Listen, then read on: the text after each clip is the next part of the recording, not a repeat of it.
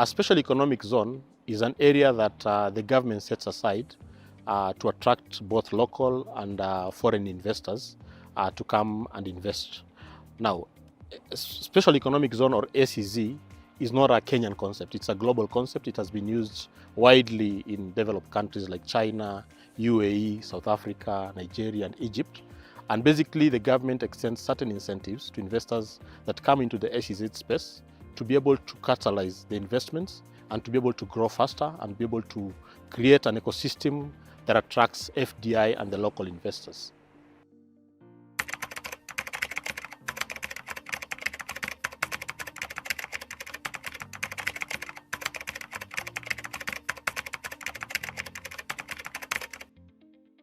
Now, Tatu City is the first operational mixed-use SEZ within the region. The government provides certain incentives to all SEZ companies. There is reduced corporate tax from 30% to 10% for the first 10 years. And then subsequent to that, there is 15% for another 10 years. Then after that, the client is able to revert to the 30%. Then there is a whole exemption for 10 years on withholding taxes. There is a VAT that is zero rated. There is exemption from import duty, stamp duty, and also capital gains tax. Then additionally, there is a 100% investment deduction allowance that is given to the investors who come into the SEZ ecosystem.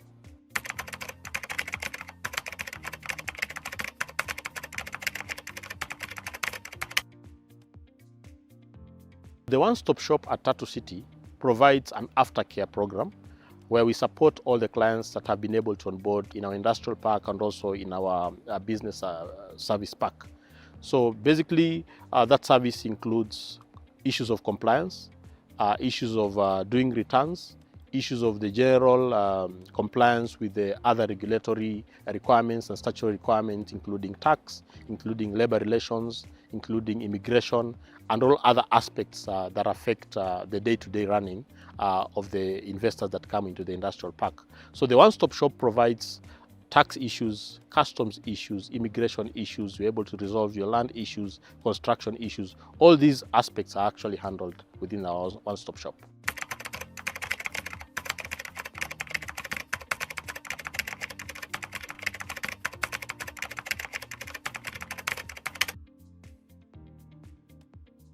One of the expectations by government is that the SEZ developers will be able to deliver world-class infrastructure where FDI and local investors can be able to plug in. And Tatu City stands very tall as well in terms of having a plug-and-play ecosystem where investors come in, they already have power. We have power infrastructure that has already been set up, very reliable and very sustainable. We have world-class infrastructure in terms of roads. We have sustainable and potable water that can be used for the industries. And we have reliable ICT connectivity through our Tatu Telecom company that provides ICT infrastructure and ICT connectivity to all the investors within Tatu City. We occasionally get clients who do not have appetite for heavy investment or capital investment in terms of construction. You're talking about SMEs and also global players who just want to get in and set up their business. So in Tatu City, we have ready-to-lease facilities where clients can come in, just lease a facility. A small company, an SME, a startup can lease a facility and be able to start the business immediately without having to take time to put up infrastructure in terms of the facility. So we give that opportunity to such clients to be able to start up where they're able to lease a facility and then probably transition to their own facility by purchasing land and building up their own facility.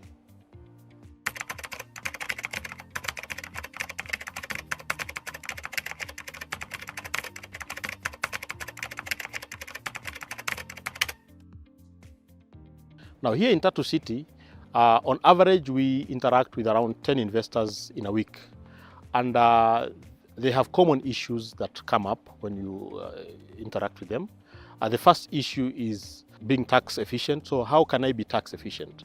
Now, tax efficiency is not about not paying tax or having tax breaks, but it's about how can I be able to honor my tax obligation without affecting my cash flows, my day-to-day operations.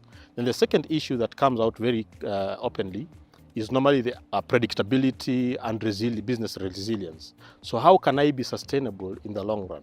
How can I cushion myself against global shocks, political, legal issues, taxation, technology? How can I take advantage of emerging business dynamics, new markets, the African Continental Free Trade Agreement, COMESA, the AGOA? How can I be able to position myself in the long run with a very long-term horizon so that my business remains both resilient and predictable in the very long run? Third thing that comes very conspicuously is the aspect of cost of doing business. So most investors ask, so how can I be able to reduce my cost of doing business? So is it on the operational aspect like power? Is it the cost of water? Is it just the cost of taxation? Or just the administrative day-to-day running of businesses that can be able to reduce the cost of doing business?